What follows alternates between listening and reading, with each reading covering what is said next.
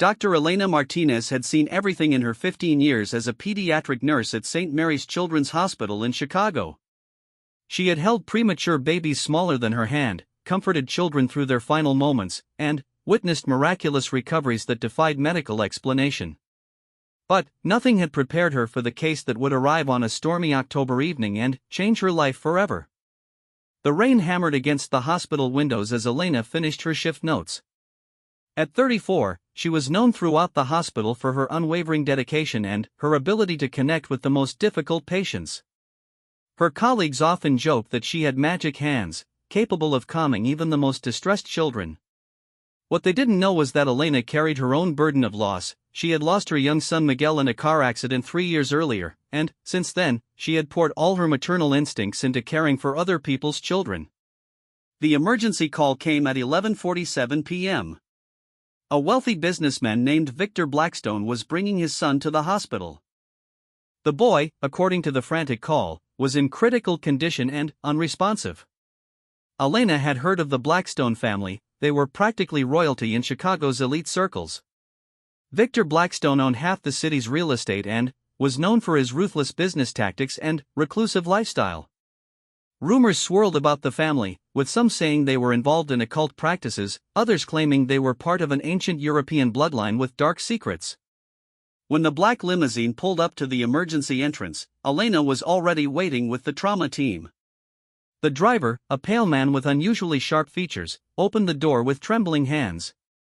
Victor Blackstone emerged first, tall, imposing, with jet black hair and eyes that seemed to hold centuries of sorrow.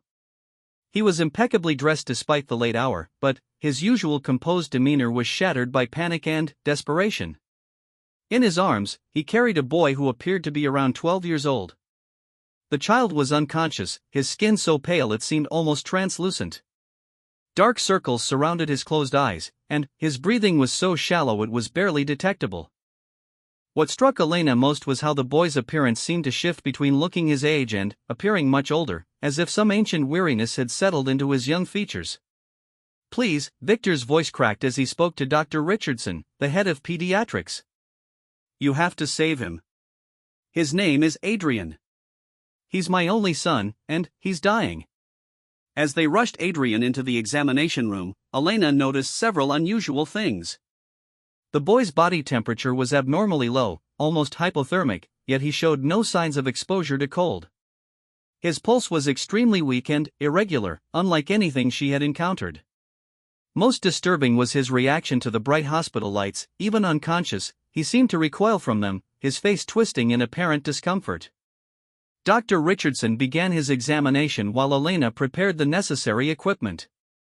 Blood tests, 4 lines, monitors, all the standard procedures for a critical pediatric case. But, as they worked, it became clear that this was anything but standard. The boy's blood work came back with results that made no medical sense. His hemoglobin levels were dangerously low, yet there were no signs of bleeding or typical anemia. His white blood cell count was through the roof, suggesting a massive infection, but he had no fever and no other symptoms of illness. "I've never seen anything like this," Dr. Richardson muttered, studying the lab results for the 3rd time. "It's as if his body is fighting something we can't identify." Victor Blackstone paced the hallway outside the examination room, his expensive shoes clicking against the linoleum floor. Elena approached him carefully. In her experience, parents in crisis needed someone to listen, someone to offer hope even in the darkest moments. "Mr. Blackstone," she said gently, "I know this is terrifying. Can you tell me what happened? When did Adrian first become ill?" Victor stopped pacing and looked at her with eyes that seemed to hold depths of pain she couldn't fathom. "You wouldn't believe me if I told you, Ms. Martinez. Elena Martinez. And, try me. I've seen things in this hospital that would surprise you." For a moment, Victor seemed to consider her words. Then, he sank into one of the uncomfortable plastic chairs that lined the hallway. "Adrian has been sick his entire life, but not in the way you might think. He suffers from a condition that runs in my family. A genetic disorder that affects how his body processes certain nutrients. He requires a very specific diet, and, lately, he's been rejecting it entirely. Elena sensed there was much more to the story, but she didn't push. Instead, she sat beside him. How long has he been unconscious? 3 days, Victor replied, his voice barely above a whisper. He just stopped eating, stopped drinking. He said he was tired of being what he is, tired of the hunger that never goes away. He's just a child, but he talks like someone who's lived for centuries. The comment sent a chill down Elena's spine, but she maintained her professional composure. Children often seem wise beyond their years, especially when they're dealing with chronic illness. Has Adrian seen specialists before? Victor let out a bitter laugh. Specialists? You could say that. My family has its own medical advisors. They've done everything they can, but Adrian is different from the rest of us. He's fighting his nature in a way that could kill him. Before Elena could ask what he meant by nature, Dr. Richardson emerged from the examination room, his face grim. Mr. Blackstone, I need to speak with you privately. Elena returned to check on Adrian while Victor spoke with the doctor. The boy lay motionless on the hospital bed, connected to various monitors that beeped and hummed in the quiet room. Despite his unconscious state, there was something about his presence that made Elena feel unsettled. It wasn't fear exactly, more like the sensation of standing near something ancient and powerful, something that didn't quite belong in the modern world. As she checked his foreline, Adrian's eyes suddenly opened. They were an unusual shade of green, almost luminescent in the dim room. For a moment, he stared at her with an intensity that seemed far too mature for his young face. You're not afraid, he said, his voice weak but clear. Elena smiled, the same warm smile she used with all her young patients. Should I be afraid? Most people are, once they know what I am. Adrian's eyes fluttered closed again, but he continued speaking. My father thinks I can be saved, but some things are beyond saving. Some hungers can't be satisfied with normal food. What kind of hunger are you talking about, Adrian? For a long moment, the boy was silent. When he opened his eyes again, there was something desperate in his gaze. The kind that makes you dream of things you've never done, remember places you've never been. The kind that makes you thirst for something that would horrify normal people. Elena felt her heart racing, but she kept her voice steady. Adrian, you're sick right now, and sometimes when we're very ill, our minds play tricks on us. You're going to get better. Am I? Adrian turned his head to look directly at her. Or am I going to become like my father, like all the others in my family who gave in to what we are? I've been fighting it my whole life, but I'm so tired, Ms. Martinez. So very tired. Before Elena could respond, Victor returned with Dr. Richardson. The doctor's expression was troubled as he approached Adrian's bedside. Adrian, Dr. Richardson said gently, your father has explained some of your medical history to me. I understand you have a rare blood disorder that requires a very specific treatment regimen. Adrian's laugh was hollow and far too old for his young throat. Is that what he told you? A blood disorder? Victor moved quickly to his son's side. Adrian, you need to rest. Save your strength. For what, father? So I can become like you? So I can spend eternity craving what I can never allow myself to have? Adrian's voice was growing weaker, but his words carried a weight that made everyone in the room uncomfortable. Elena watched the exchange with growing concern. Whatever was wrong with Adrian went far beyond any physical illness she had encountered. The way he spoke, the things he said, the strange relationship between father and son, it all pointed to something she couldn't quite grasp. Over the next few hours, Adrian's condition continued to deteriorate. His already low body temperature dropped further, his pulse became even more erratic, and he slipped in and out of consciousness. Dr. Richardson tried every treatment in his arsenal, but nothing seemed to help. The boy's body was rejecting traditional medicine as surely as it was rejecting food and water. Elena found herself drawn to Adrian's room repeatedly throughout her shift. There was something about the boy that called to her maternal instincts, but also something that whispered of mysteries far beyond her understanding. During one of her visits, she found Victor sitting beside his son's bed, holding the boy's pale hand in his own. He's all I have left, Victor said without looking up.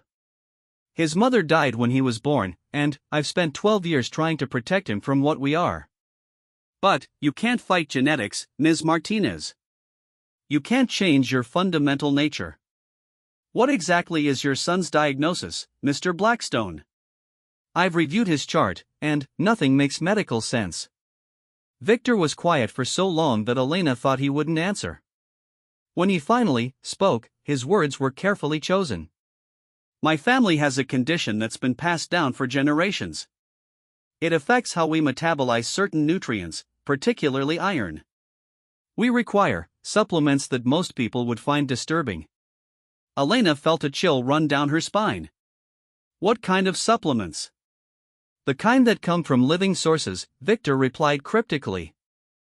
Adrian has refused to take his supplements for weeks now. He says he'd rather die than become like the rest of us. The conversation was interrupted by alarms from Adrian's monitors. The boy was going into cardiac arrest. Elena immediately called for the crash team while beginning CPR on the small, frail body. For the next 20 minutes, the room was filled with the organized chaos of medical professionals fighting to save a life. They managed to get Adrian's heart beating again, but his condition was now critical. Dr. Richardson pulled Victor aside to discuss the grim reality. The boy was dying, and they didn't understand why or how to stop it. Elena volunteered to take the night shift, staying with Adrian while the hospital settled into its quiet nighttime routine. As she sat beside his bed, monitoring his vital signs and adjusting his she found herself talking to the unconscious boy. You know, Adrian, I had a son once, she said softly. His name was Miguel, and he was brave just like you. He died in an accident, but before that, he used to tell me that being brave didn't mean you weren't scared, it meant you did what was right even when you were scared. Adrian's eyes fluttered open at the sound of her voice. You lost your son? Elena nodded, surprised by how alert he suddenly seemed. 3 years ago. He was 8 years old. I'm sorry, Adrian said, and, despite his young age, his sympathy seemed genuine and deep. Losing someone you love is the worst kind of hunger, it eats at you from the inside. Is that what you're feeling, Adrian? A kind of hunger? The boy was quiet for a long time. When he finally spoke, his words were barely audible. There are 2 kinds of hunger, Ms. Martinez. The hunger for what you need to survive, and the hunger for what makes life worth living. I've been starving myself of the first because I'm afraid of losing the second. Elena leaned closer to hear him better. What do you mean? My father and his family were not like other people. We need things that other people don't need, and we're capable of things that other people aren't capable of. But becoming what we truly are means giving up the chance to be human, to love like humans love, to live like humans live. The boy's words sent shivers through Elena, but she forced herself to stay calm. Adrian, whatever your family's condition is, there might be other treatments, other ways to manage it. You don't have to give up hope. Adrian turned his head to look at her directly. In the dim light of the hospital room, his eyes seemed to glow with an inner light that was both beautiful and unsettling. You really aren't afraid, are you? Even though you can sense that something isn't right about me, about my father. Elena considered his question carefully. There was indeed something unusual about the Blackstone family, something that made her instincts whisper warnings. But, looking at the pale, suffering boy in the hospital bed, all she could see was a child in pain. I'm afraid you're going to die, she said honestly. But, I'm not afraid of you. You should be, Adrian whispered. Because if I get better, if I give in to what my father wants me to become, I won't be the same person. I'll be something else, something that feeds on others to survive. Before Elena could respond to this cryptic statement, Adrian's monitors began beeping frantically again. His blood pressure was dropping rapidly, and his breathing was becoming more labored. Elena immediately called for Dr. Richardson, but she could see in the boy's eyes that he was slipping away. As the medical team worked around Adrian's bed, Elena noticed Victor standing in the doorway. His face was a mask of anguish and desperation, but there was something else there too, a kind of predatory hunger that made Elena's skin crawl. For just a moment, in the harsh fluorescent light of the hospital room, Victor's reflection in the window seemed distorted, changed, as if his human appearance was just a carefully maintained facade. The next few hours were a blur of medical procedures and desperate measures. Adrian's condition continued to worsen despite every effort to stabilize him. His body seemed to be shutting down systematically, as if it had simply decided to stop fighting. During a brief moment when the room was empty except for Elena and the unconscious boy, she found herself praying for the first time since Miguel's death. She didn't know what she was praying for exactly. Adrian's recovery seemed increasingly unlikely, and his own words suggested that recovery might come at a terrible price. As dawn approached, Elena noticed something strange happening. Adrian's appearance began to change subtly. His skin, already pale, became almost translucent. His breathing, while still shallow, seemed to settle into a rhythm that was slower than normal human respiration. Most unsettling of all, the monitors tracking his heart rate showed a pattern that was steady but far slower than should have been possible for someone his age. When Dr. Richardson arrived for his morning rounds, he was baffled by Adrian's stabilized but still critical condition. The boy remained unconscious, but his vital signs had settled into a pattern that defied medical explanation. "It's as if his body has adapted to function at a completely different metabolic rate," Dr. Richardson told Elena. "I've never seen anything like it." Elena had been thinking the same thing. Adrian wasn't getting better in any conventional sense, but he also wasn't getting worse. It was as if he had found some kind of equilibrium between life and death, existing in a state that was neither fully one nor the other. Victor had remained at the hospital all night, pacing the corridors and making hushed phone calls in languages Elena didn't recognize. As the morning progressed, she noticed other visitors arriving, pale, well-dressed individuals who moved with an unusual grace and spoke in whispers. They all had the same unsettling quality as Victor, as if they were wearing humanity like an ill-fitting disguise. One of the visitors, an elderly woman with silver hair and eyes like polished stones, approached Elena directly. "You are the nurse who has been caring for Adrian," she said. It wasn't a question. "Yes, I'm Elena Martinez." The woman studied Elena with an intensity that was uncomfortable. "The boy speaks of you. He says you are not afraid of what we are." "And what are you?" Elena asked, though she wasn't sure she wanted to know the answer. The woman's smile revealed teeth that seemed unusually sharp. "We are what humanity becomes when it evolves beyond the limitations of mortal life. We are what Adrian was born to be, if he can find the courage to embrace his heritage." Elena felt a chill run through her, but she maintained her composure. "Adrian is just a sick boy who needs medical care. Adrian is the son of the most powerful of our kind, destined to inherit abilities and responsibilities that would overwhelm most adults. But he is also something none of us expected. He has a human heart that rebels against his true nature." The conversation was interrupted by alarms from Adrian's room. Elena rushed inside to find the boy convulsing, his body arching off the bed as if in terrible pain. But even as his body writhed, his eyes were open and aware, filled with an agony that seemed to come from his very soul. Victor and the other visitors crowded into the room, and Elena noticed that none of them seemed surprised by what was happening. If anything, they appeared to be waiting for something, watching Adrian's suffering with an expectant tension. "What's happening to him?" Elena demanded as she tried to comfort the convulsing boy. "He's changing," Victor said quietly. "His body is finally accepting what it needs to survive. The hunger is winning." Adrian's convulsions suddenly stopped, and he lay still on the bed, his breathing slow and deep. When he opened his eyes, Elena gasped. The green irises now seemed to glow with an inner light, and, when he smiled, she could see that his canine teeth had elongated into sharp points. "I can hear your heartbeat," Adrian said to Elena, his voice stronger than it had been in days. "I can smell your blood, and it smells wonderful." Elena took an involuntary step backward, but Adrian's next words stopped her. "But I won't hurt you, Ms. Martinez. You showed me kindness when I was dying, and I won't forget that. Even if I become something terrible, I'll remember that there was at least one person who wasn't afraid of me."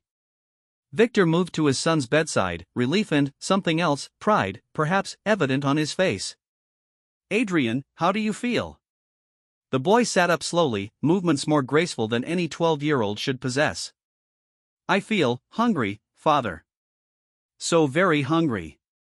But also sad, because I know what I have to become now. The elderly woman stepped forward. You have to become what you were always meant to be, child. You are the heir to a legacy that spans centuries. You will be stronger, faster, and more powerful than any human. Adrian looked at Elena, and she saw tears in his glowing eyes. But I won't be human anymore, will I? I won't be able to love like humans love, or care like humans care. I'll be something that feeds on others to survive. Elena found her voice, despite the fear and confusion swirling through her mind. Adrian, whatever you're becoming, you're still you inside. You're still the boy who was kind to me, who was sorry for my loss. That part of you doesn't have to change. Victor and the other visitors looked at Elena with expressions ranging from amusement to contempt, but Adrian's face lit up with hope. Do you really think so? Do you think I can be what my family needs me to be without losing what makes me, me? Before Elena could answer, Dr. Richardson burst into the room with security guards. I'm sorry, but visiting hours are over, and this patient needs rest. Everyone except immediate family needs to leave. The elderly woman smiled at Dr. Richardson, and Elena watched in horror as the doctor's eyes became glassy and unfocused. You will forget what you have seen here, the woman said in a voice that seemed to resonate with unnatural power. The boy is recovering from a rare blood disorder. His improvement is remarkable but medically explainable. Dr. Richardson nodded slowly, his expression blank. Yes, of course. Remarkable recovery from a rare blood disorder. Elena realized that she was witnessing something impossible, something that challenged everything she thought she knew about the world. The Blackstone family and their associates weren't just wealthy eccentrics, they were something else entirely, something that existed in the shadows of human society. As the visitors filed out of the room, Victor approached Elena one final time. Ms. Martinez, you have shown great kindness to my son during his transformation. For that, you have my gratitude and my protection. But I must ask you to forget what you have witnessed here. Elena looked into Victor's eyes and felt a strange pulling sensation, as if something was trying to burrow into her mind and rearrange her memories. She fought against it, clinging to the truth of what she had experienced. I can't forget, she said with effort. And I won't let you make me forget. Victor looked surprised, then impressed. Remarkable. You have unusual strength of will, Ms. Martinez. That explains why Adrian is so drawn to you. What are you going to do with him now? Elena asked, looking at Adrian, who was watching their conversation with intense interest. We're going to take him home and teach him to control his new abilities, Victor replied. He will learn to feed without killing, to exist among humans without being detected. He will become what he was born to be, a creature of the night, sustained by blood, gifted with immortality. Elena felt her heart breaking for the boy who had suffered so much and now faced an eternity of being something he never wanted to become. And if he refuses? If he continues to fight his nature? Victor's expression darkened. Then, he will die, truly and permanently. The hunger will consume him from within, and there will be nothing left of the boy you knew. Adrian spoke up from the bed, his voice carrying new strength but also deep sadness. I've made my choice, Ms. Martinez. I'm going to try to be what my family needs me to be. But, I promise you this, I'll remember your kindness, and I'll try to find a way to be something more than just a monster. As the Blackstone family prepared to leave the hospital, Elena realized that her life had been fundamentally changed by her encounter with them. She had witnessed something that most people would never believe, something that existed in the dark spaces between the rational world and the realm of nightmare. But, more than that, she had formed a connection with a boy who was about to embark on an impossible journey, trying to maintain his humanity while becoming something inhuman. Adrian's struggle had awakened something in Elena, a sense of purpose she hadn't felt since losing her own son. As she watched the black limousine disappear into the early morning darkness, Elena made a decision that would alter the course of her life. She wasn't going to forget Adrian Blackstone, and she wasn't going to give up on him. Somehow, someway, she was going to find a way to help him navigate the impossible path he now faced. The poor nurse had no idea that her defiance of the odds was just beginning, or that her determination to save Adrian would lead her into a world of ancient secrets, deadly politics, and supernatural dangers that would test every limit of her courage and compassion. What Elena also didn't know was that her refusal to have her memory altered had marked her as something special in the eyes of Victor's kind, a human with unusual mental strength and an inexplicable immunity to their powers of persuasion. This would make her both a valuable ally and a dangerous threat in the complex world she was about to enter. As Adrian was helped into the limousine, he looked back at the hospital one final time. Through the window, he could see Elena watching from his former room. He pressed his pale hand against the glass and mouthed the words "thank you" before the car pulled away. Elena stood at the window long after the limousine had disappeared, knowing that this was not the end of her story with Adrian Blackstone, but rather the beginning of something far more complicated and dangerous than she could imagine. The Vampire King's son had been beyond saving in the traditional sense, but, perhaps, with the help of a nurse who refused to give up, he could find a different kind of salvation. 3 months had passed since Adrian Blackstone left St. Mary's Hospital, and Elena Martinez found herself unable to return to her normal routine. The memory of the pale boy with the glowing green eyes haunted her dreams, and questions about his fate consumed her waking hours. She had tried to research the Blackstone family, but most of what she found were carefully crafted public relations materials about Victor's business empire. The darker truths she had witnessed remained hidden behind a wall of wealth and influence. Elena's colleagues at the hospital had no memory of Adrian's case. When she tried to discuss it with Dr. Richardson, he looked at her with genuine confusion and insisted that no such patient had ever been admitted to their ward. The official records showed no trace of Adrian Blackstone's stay, as if he had never existed at all. This systematic erasure of evidence only strengthened Elena's resolve to uncover the truth. Her investigation led her to the Chicago Public Library's historical archives, where she spent countless hours poring over old newspapers and genealogical records. What she discovered about the Blackstone family was both fascinating and terrifying. The family name appeared in Chicago records dating back to the city's founding, but the photographs showed men who looked remarkably similar to Victor across multiple generations. Either the Blackstone men had unusually strong family resemblances, or something far more unusual was happening. The breakthrough came when Elena found a newspaper article from 1924 about a mysterious illness that had struck several children in Chicago's wealthy North Shore suburbs. The symptoms described in the article were identical to what she had observed in Adrian: extreme pallor, hypothermia, and a rejection of normal food.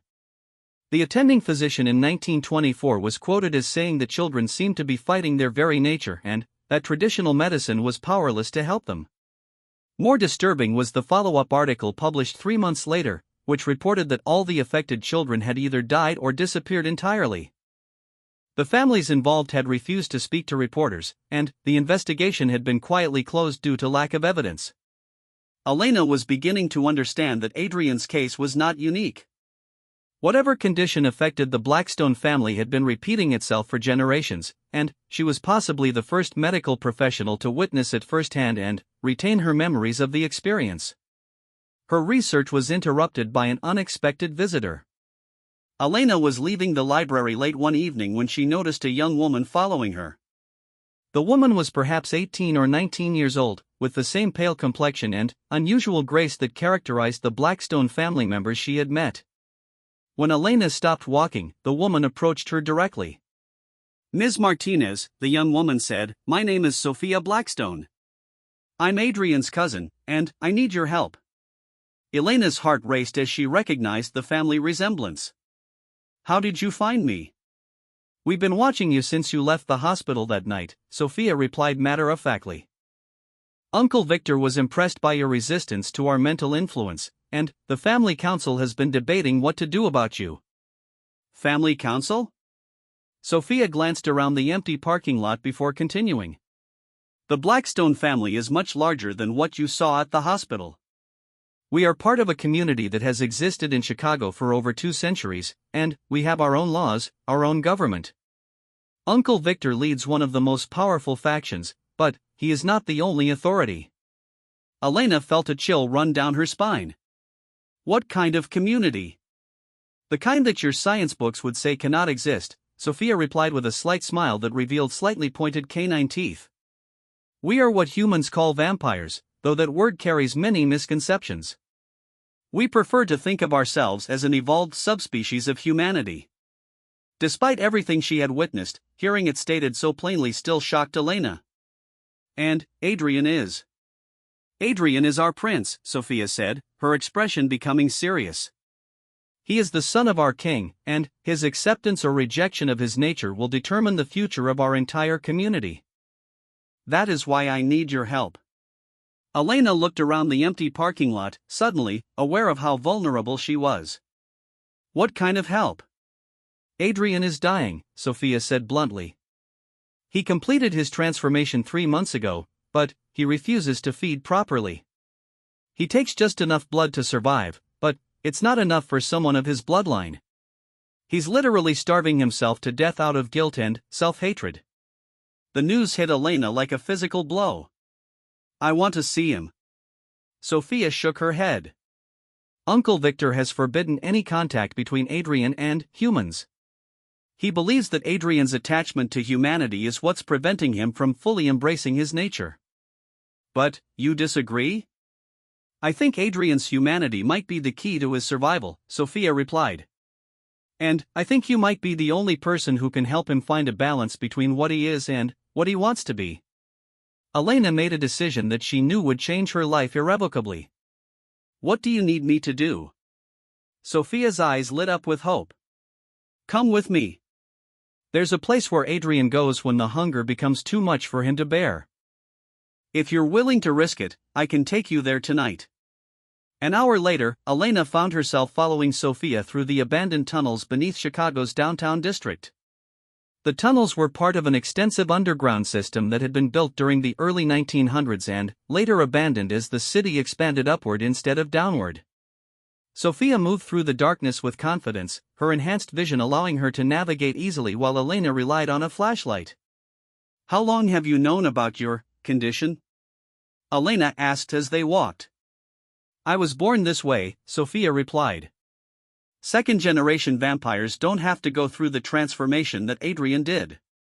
We're born with enhanced abilities but also with better control over our hunger. Adrian is different because his mother was human. That makes him more powerful but also more unstable. They emerged into a large chamber that had once been part of Chicago's underground pedestrian network. The space had been converted into a makeshift living area, with blankets, books, and other personal items scattered around. In the center of the space, sitting cross-legged on the floor, was Adrian. Elena's breath caught in her throat. The boy had grown in the 3 months since she'd last seen him, but the change was more than just physical. He carried himself with a fluid grace that was unmistakably supernatural, and his green eyes now glowed with a constant inner light. But, despite his enhanced presence, he looked fragile, almost transparent, as if he was slowly fading away. Adrian, Elena called softly. The boy's head snapped up, and his face transformed with joy and surprise. Ms. Martinez? How did you? Sophia, what have you done? Sophia stepped forward. He's dying, Elena. Look at him, really look at him. Elena approached Adrian carefully, her nurse's training kicking in automatically. Even in the dim underground chamber, she could see that the boy was severely malnourished. His skin was pale to the point of translucency, and dark circles surrounded his glowing eyes. When she knelt beside him, she could hear his breathing, shallow and labored, like someone fighting to stay conscious.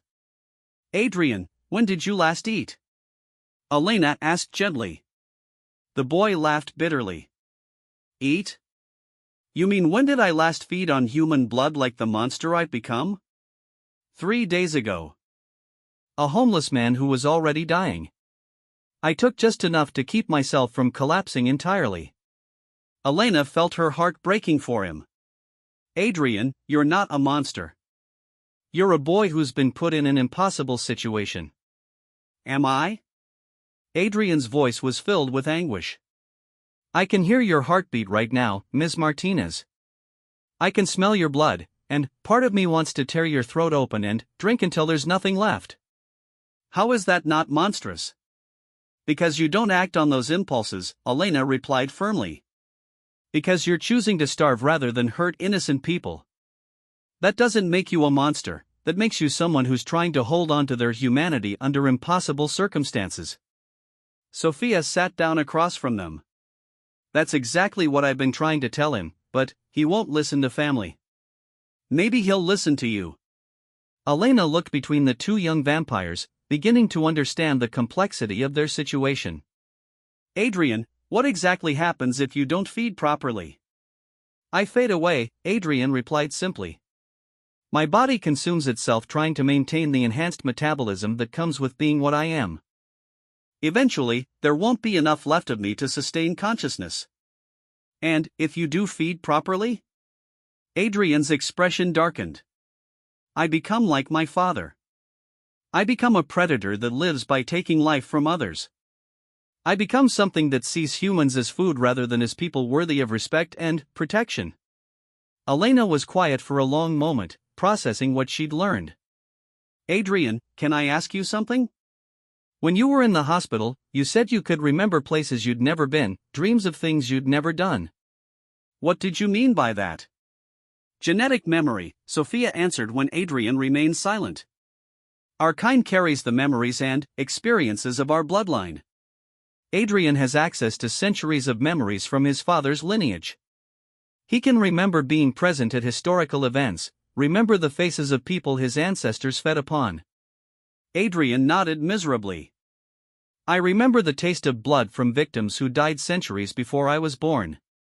I remember the satisfaction of the hunt, the thrill of the kill. And, part of me, the part that's becoming stronger every day, wants to experience those things for myself. Elena began to understand the true nature of Adrian's struggle. He wasn't just fighting physical hunger, he was fighting against the accumulated predatory instincts of generations of vampires. Adrian, those memories aren't yours. They belong to your ancestors. You get to choose what kind of person you become, regardless of what came before you. Do I? Adrian looked at her with desperate hope. Sometimes I feel like I'm drowning in their memories, their desires. How can I be sure that what I think are my own thoughts aren't just echoes of what they wanted?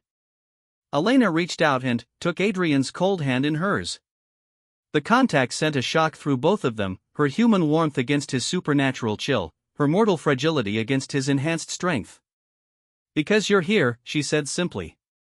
Because you chose to run away rather than hurt people. Because you're willing to die rather than become something you think is evil. Those choices come from you, not from genetic memories. For the first time since Elena had entered the underground chamber, Adrian smiled. It was a sad smile, but genuine. You really believe that people can choose who they become, even when everything in their nature pushes them towards something else? I have to believe that, Elena replied. Because if I don't, then, there's no hope for any of us to be better than our worst impulses. Sophia had been watching the interaction with intense interest. Elena, can I ask you something? Why are you doing this? Why are you risking your safety to help someone like Adrian? Elena considered the question carefully. Because I lost my own son, and I couldn't save him. But maybe I can save Adrian, not from what he is, but from giving up on who he could become.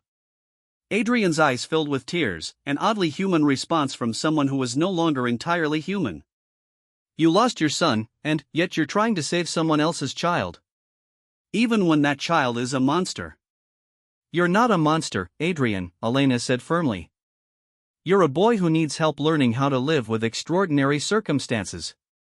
And maybe there's a way for you to do that without losing your soul. What do you mean? Sophia leaned forward, clearly intrigued. Elena had been thinking about this ever since Sophia had first approached her. What if Adrian doesn't have to choose between being what his nature demands and being what his conscience allows? What if there's a third option? I don't understand, Adrian said. You said you've been feeding on people who are already dying, Elena explained. What if that became your permanent solution? What if you could find a way to sustain yourself while also helping people instead of hurting them? Sophia looked skeptical. There aren't enough dying people in Chicago to sustain someone of Adrian's bloodline indefinitely. Maybe not, Elena acknowledged. But there might be other options. What about blood banks? What about people who are willing to donate small amounts regularly? What about finding a way to meet your physical needs without compromising your moral principles? Adrian stared at her in amazement.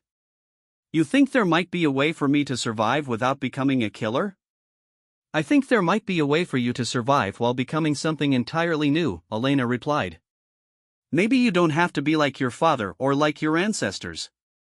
Maybe you can be the first of your kind to find a different path. The conversation was interrupted by the sound of footsteps echoing through the tunnels. Sophia immediately tensed, her enhanced hearing detecting the approaching presence long before Elena's human senses could pick up anything. We have to go, Sophia whispered urgently. Uncle Victor's people have found us. Adrian struggled to his feet, his weakened condition making the movement difficult. Ms. Martinez, you need to leave. Now. If my father finds you here. I'm not leaving you, Elena said firmly. We're going to figure this out together. Before anyone could respond, Victor Blackstone emerged into the chamber, followed by two other vampire family members Elena recognized from the hospital. Victor's face was a mask of cold fury as he took in the scene. Adrian, Victor's voice carried the weight of absolute authority. You will return home immediately. This foolishness has gone on long enough. I won't, Adrian replied, though his voice shook with the effort of defying his father. I won't become the kind of monster you want me to be. Victor's eyes blazed with anger. You are not becoming a monster, you are becoming what you were born to be. And, Ms. Martinez, he turned his attention to Elena, you have interfered with family business for the last time.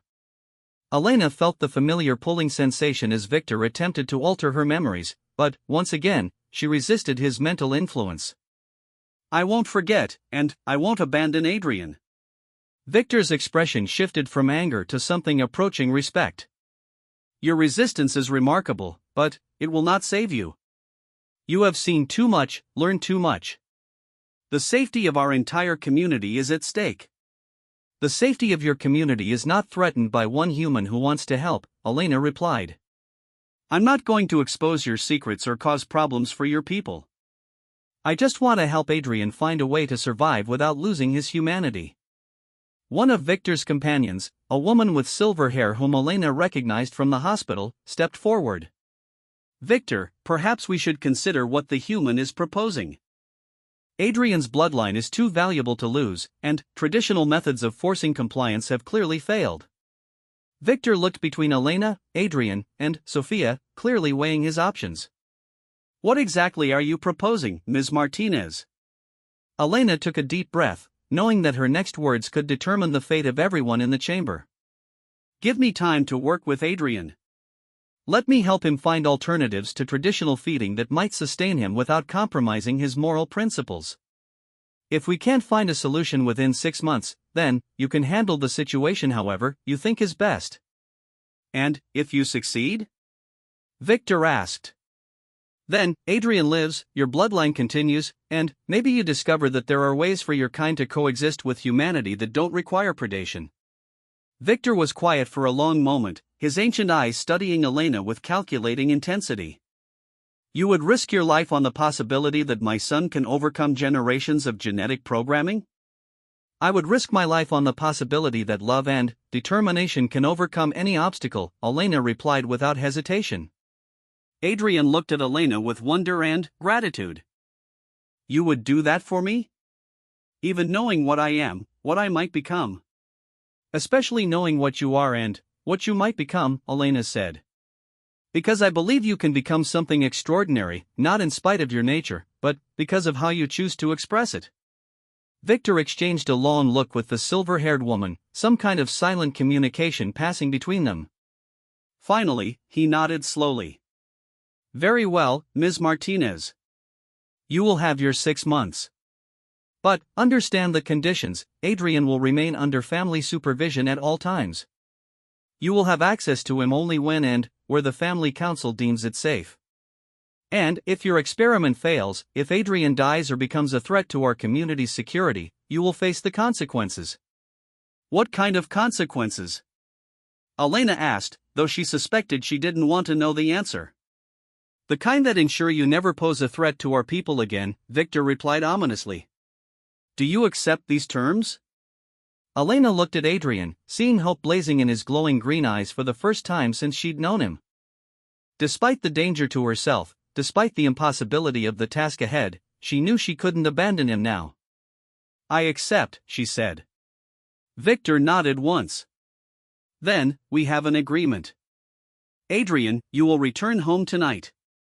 Ms. Martinez, someone will contact you within the week to arrange your first supervised visit. Sophia, you will speak to no one about tonight's events. As the vampires prepared to leave the underground chamber, Adrian approached Elena one final time. Thank you, he whispered. I know the odds are against us, but, for the first time in months, I feel like there might be hope. There's always hope, Elena replied. We just have to be brave enough to fight for it. As Elena made her way back through the dark tunnels alone, she reflected on the commitment she had just made. She had 6 months to achieve something that had never been done before, finding a way for a vampire to survive and thrive without becoming a predator.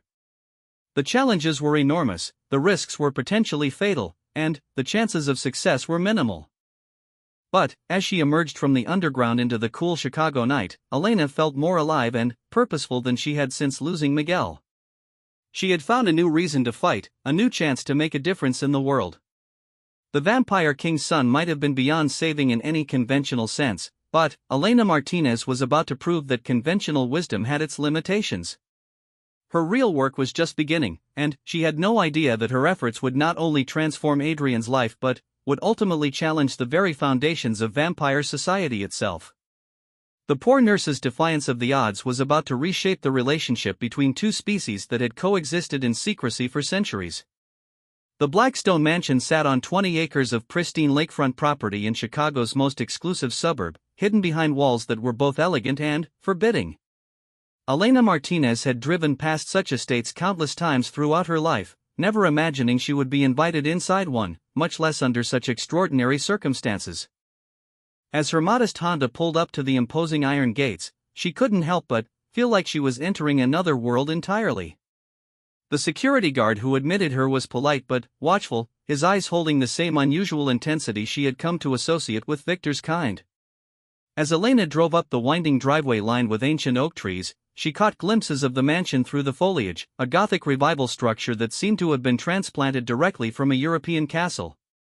2 weeks had passed since her confrontation with Victor in the underground tunnels, and Elena had spent every available moment researching alternative nutrition sources and blood-related medical conditions. She had reached out to colleagues in hematology and transfusion medicine, carefully crafting inquiries about theoretical scenarios involving extreme dietary restrictions. The responses she received were intriguing, though she couldn't reveal the true nature of her investigation. A butler answered the door, another member of Victor's community, based on his pale complexion and graceful movements. He led Elena through corridors lined with oil paintings and antique furniture that spoke of wealth accumulated over generations. The house felt ancient despite its obvious maintenance, as if the walls themselves held memories of centuries past. Elena was shown into a library that would have been impressive even by university standards. Floor-to-ceiling bookshelves contained volumes in dozens of languages, some appearing so old that they might have been handwritten manuscripts.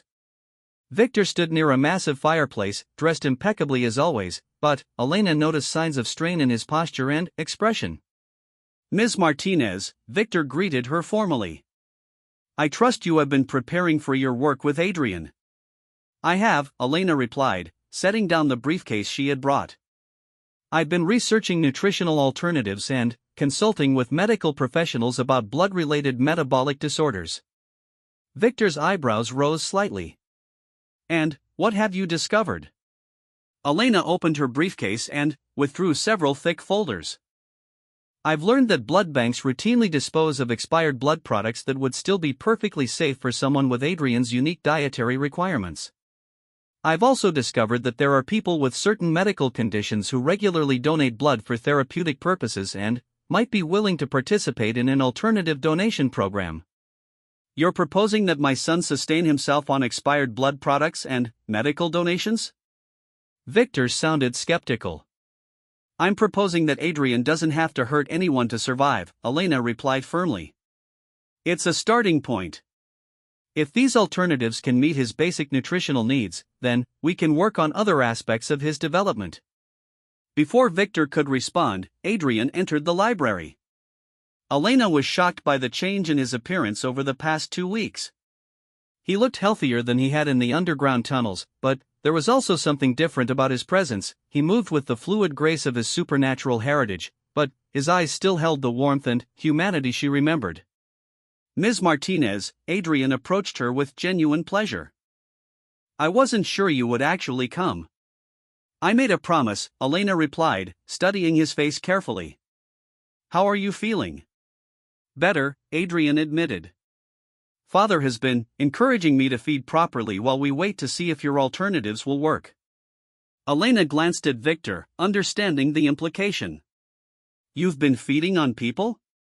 On criminals, Victor interjected smoothly. Individuals who prey on the innocent.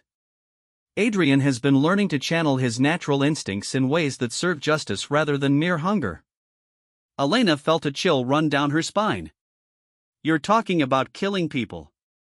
I'm talking about removing threats to society while ensuring my son's survival, Victor replied without emotion. The men Adrian has fed upon were murderers, rapists, and dealers who poison children with drugs. The world is better without them. Adrian's expression was tortured. I know they were bad people, Ms. Martinez, but it still feels wrong. When I feed, I can see their memories, experience their last moments. Even if they were criminals, they were still human beings. Elena's heart went out to him. The boy was being forced to become judge, jury, and executioner, all while trying to maintain his moral compass. Adrian, is that really what you want? To base your survival on taking lives, even if those lives belong to criminals? No, Adrian said immediately. But, Father says that if your alternatives don't work, I'll have to accept what I am. The family council is already questioning whether I'm worth the risk I represent to their safety. Victor's jaw tightened. The council members are concerned that Adrian's resistance to his nature makes him unpredictable. Some believe it would be safer to resolve the situation permanently. Elena realized that Adrian wasn't just fighting for his humanity, he was fighting for his life. If she couldn't find a way to help him survive without being a traditional predator, his own family might decide he was too dangerous to live. Then, we'd better get to work, Elena said, pulling out her research materials. I've brought several options to try. The first is synthetic plasma that's used for emergency medical situations. It contains many of the same nutrients found in fresh blood but without requiring human donors. Adrian looked intrigued. You think that might satisfy the hunger? I think it's worth trying, Elena replied. I've also brought samples of different blood types that were scheduled for disposal by the blood bank. If we can determine which combinations work best for your metabolism, we might be able to establish a regular supply. Victor watched the exchange with interest. You've put considerable thought into this, Ms. Martinez. But, you're forgetting one crucial element, the psychological aspect of feeding. For our kind, the act of feeding is not merely nutritional. It involves the transfer of life force, the connection between predator and prey. Can your synthetic alternatives replicate that experience?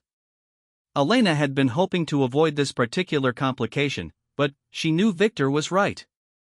Adrian, when you feed from criminals, what exactly do you experience beyond just the physical nourishment? Adrian looked uncomfortable discussing the topic, but he answered honestly. It's difficult to describe. There's the physical sensation of drinking blood, which satisfies the hunger. But there's also something else. I can see their memories, feel their emotions, experience fragments of their lives. It's overwhelming and terrible, but also somehow completing. The memories you absorb become part of your genetic inheritance, Victor explained. Each feeding adds to our accumulated knowledge and experience. It's part of what makes our kind superior to ordinary humans. Elena processed this information carefully.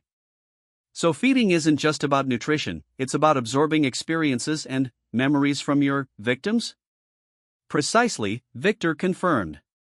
Which is why synthetic alternatives are unlikely to satisfy Adrian's deeper needs, no matter how nutritionally complete they might be.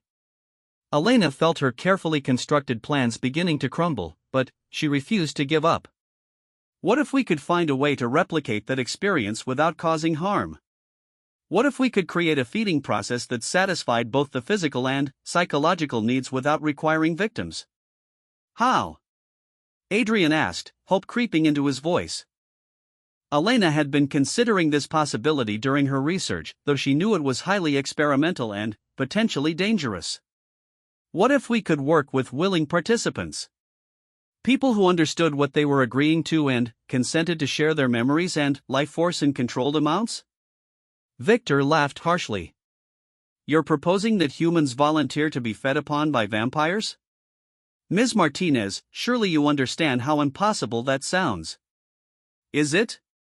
Elena challenged. People volunteer for medical experiments, donate organs, participate in dangerous research that could benefit humanity.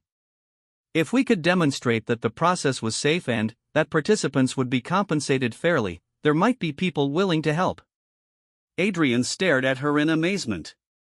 You think there are people who would willingly let me feed from them?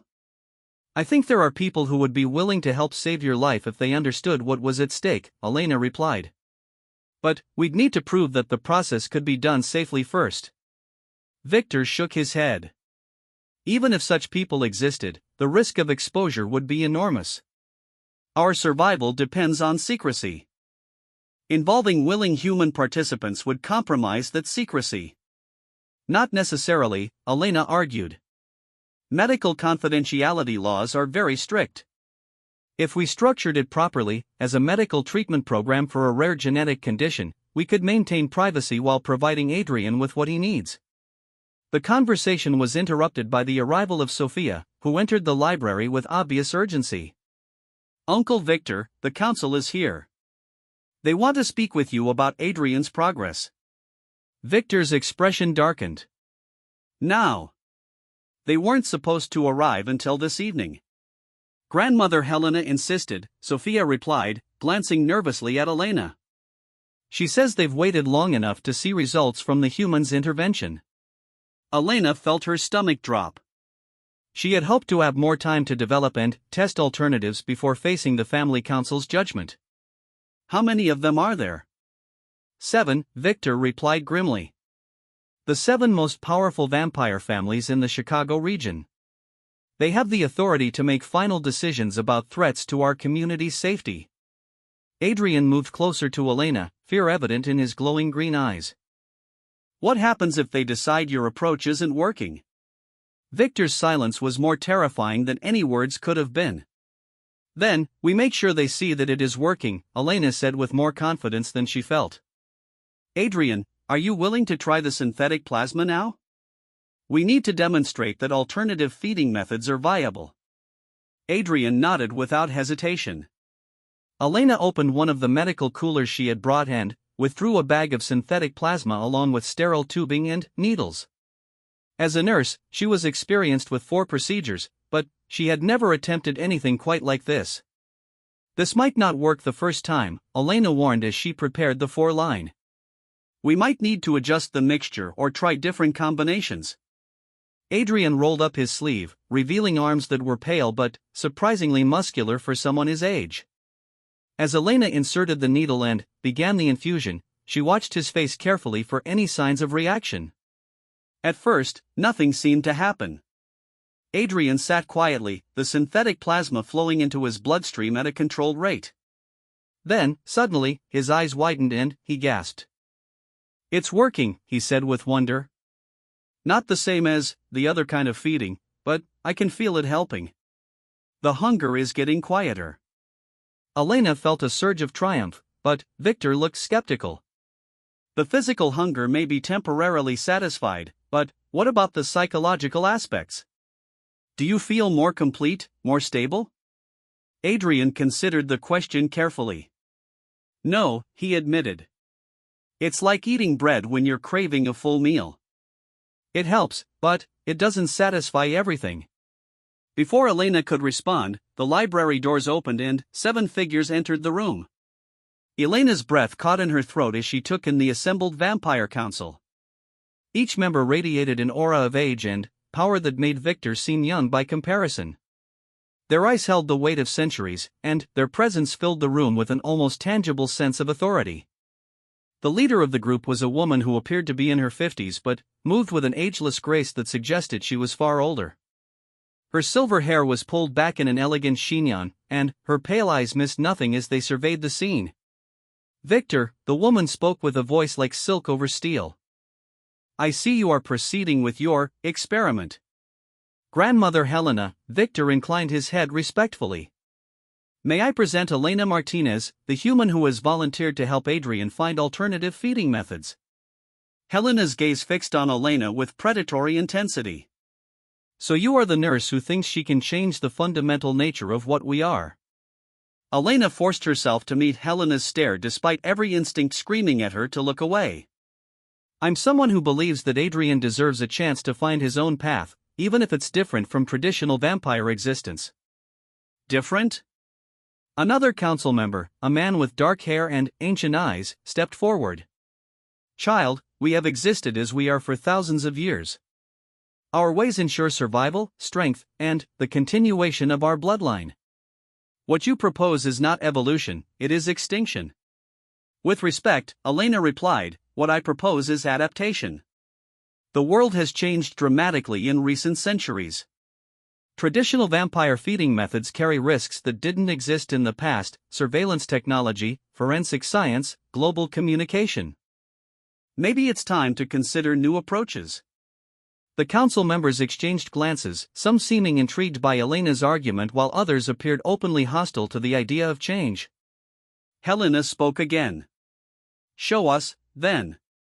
Demonstrate how your synthetic feeding can provide what our prince requires." Adrian looked at Elena nervously, but she nodded encouragingly. "Tell him how you feel right now, after the plasma infusion." "The physical hunger is much quieter," Adrian reported honestly. "I don't feel the overwhelming urge to hunt that usually consumes my thoughts. But..." He hesitated. "But..." Helena prompted. "But I don't feel complete either," Adrian admitted. "It's like having one type of thirst satisfied while another remains." Helena smiled, revealing sharp canine teeth. "Of course. Because what you received was merely nutrition. What you require is life essence, the memories and experiences that can only come from living beings." Elena's heart sank, but she refused to give up. "Then, we find a way to provide that safely too. There has to be a solution that doesn't require Adrian to become a killer." "Does there?" The dark-haired council member stepped closer to Elena. "Young woman, do you truly believe that predators can change their fundamental nature? Can a wolf become a sheep simply by willing it so?" "Adrian isn't a wolf," Elena replied firmly.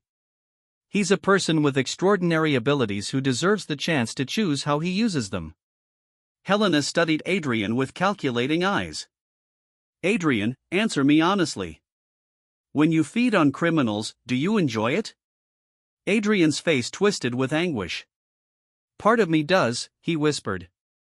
"The vampire part of me finds satisfaction in the hunt, in the feeding, in absorbing their memories. But the human part of me is horrified by what I'm becoming."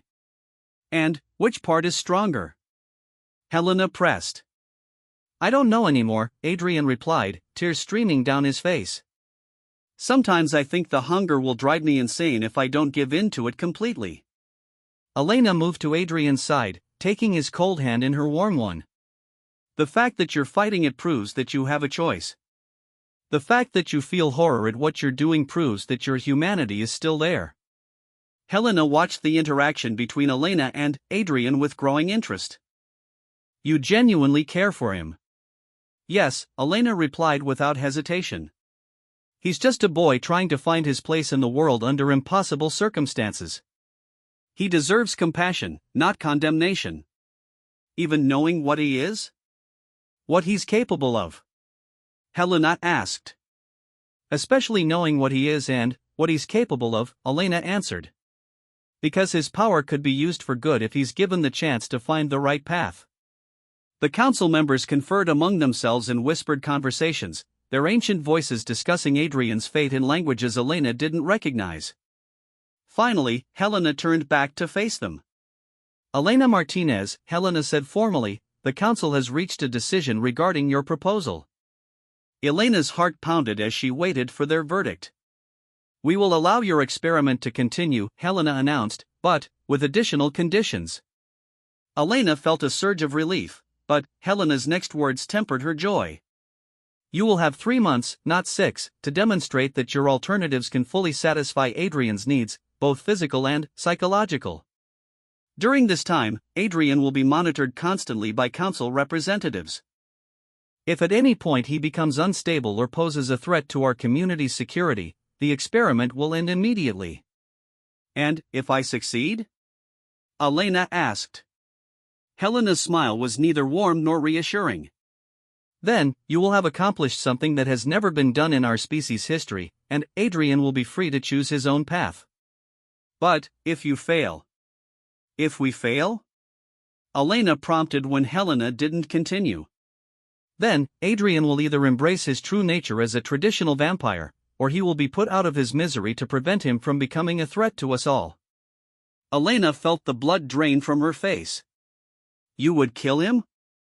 "We would end his suffering," Helena corrected. "A vampire who cannot accept what he is becomes mad, unstable, dangerous to everyone around him. It is a mercy to end such existence before it becomes a tragedy." Adrian squeezed Elena's hand. "I understand the terms," he said quietly. "And I'm willing to risk it if Ms. Martinez is." Elena looked into Adrian's glowing green eyes and saw hope, fear, and desperate determination. She thought of her own son Miguel, of the chances he never got to have, and she made her decision. "I accept the terms," Elena said. Helena nodded once.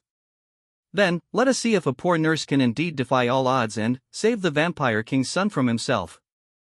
As the council members filed out of the library, Elena realized that she had just committed herself to the most challenging and dangerous task of her life.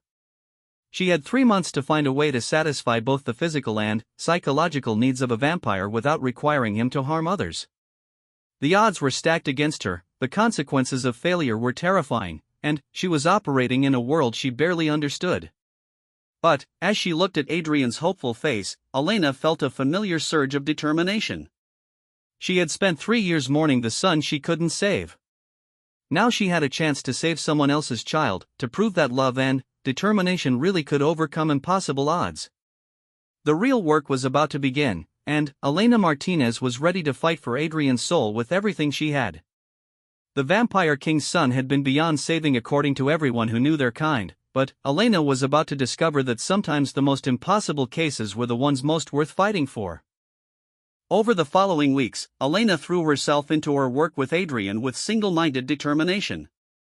She established a routine of daily visits to the Blackstone mansion, each session focused on testing different feeding alternatives and monitoring Adrian's response to them.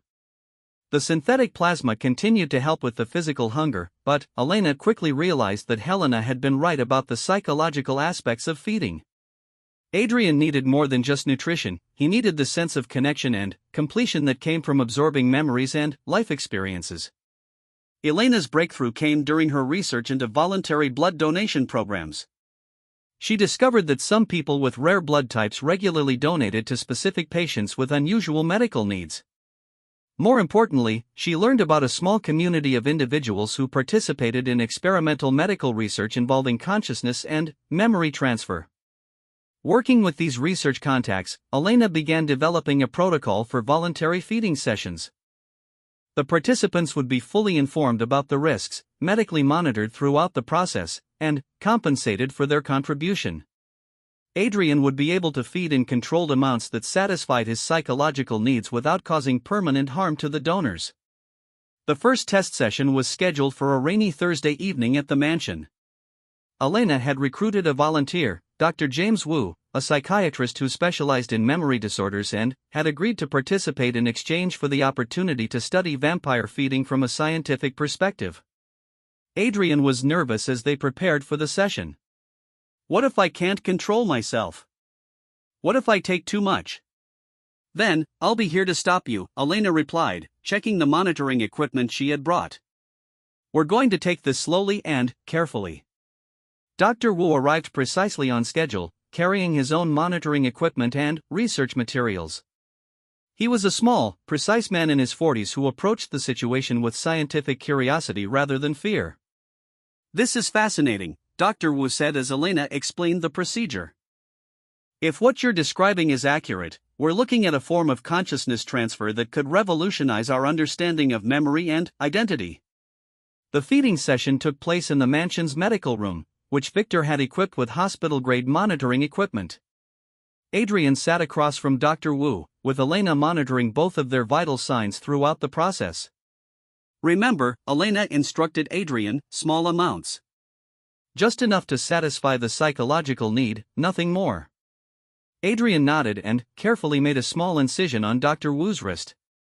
As he began to feed, Elena watched both participants carefully. Adrian's expression became peaceful and satisfied, while Dr. Wu remained conscious and alert throughout the process. After precisely 5 minutes, Elena signaled for Adrian to stop. He pulled away from Dr. Wu's wrist immediately, his eyes bright with satisfaction but also with retained humanity. How do you feel? Elena asked Adrian. Complete, Adrian replied with wonder. For the first time in months, I feel truly complete. I can see some of Dr. Wu's memories, but they're not overwhelming. They're like borrowed experiences rather than stolen ones. Dr. Wu was examining his own wrist with fascination. Remarkable. I feel slightly weak, but nothing more severe than donating blood normally. And I have some sense of having shared my memories, though I can't identify specifically what was transferred. Elena felt a surge of triumph. They had done it, they had found a way for Adrian to feed that satisfied both his physical and psychological needs without causing harm to the donor. But their celebration was premature. As they were cleaning up from the session, Sophia burst into the medical room with panic in her eyes. Elena, Adrian, you need to see this, she said urgently, holding up her phone. It's on the news. Elena took the phone and felt her blood run cold as she read the headline, Mysterious Blood Cult Suspected in Chicago Disappearances. The article described a series of disappearances involving people who had been seen visiting an upscale neighborhood that Elena recognized as the area where the Blackstone mansion was located. Police were investigating reports of unusual activities and were asking for public assistance in identifying potential victims of what they were calling a blood cult. This could destroy everything, Adrian said, his face pale with fear. If the authorities connect the disappearances to my family. Elena's mind raced as she considered the implications. Their careful work over the past weeks could be undone if the vampire community's existence was exposed to public scrutiny. But, more importantly, innocent people might be in danger if there really was someone else involved in the disappearances. We need to find out who's really behind this, Elena said. Because if it's not your family, then someone else is using vampire activities as a cover for something much worse. As Elena looked at Adrian's terrified face, she realized that their fight to save his humanity had just become exponentially more complicated. They weren't just battling ancient vampire traditions anymore, they were racing against time to prevent a disaster that could destroy everything they had worked for and expose the supernatural world to human authorities who would never understand or accept its existence. The Vampire King's son had been beyond saving, but Elena Martinez was about to discover that sometimes saving one person required saving an entire hidden world from destruction.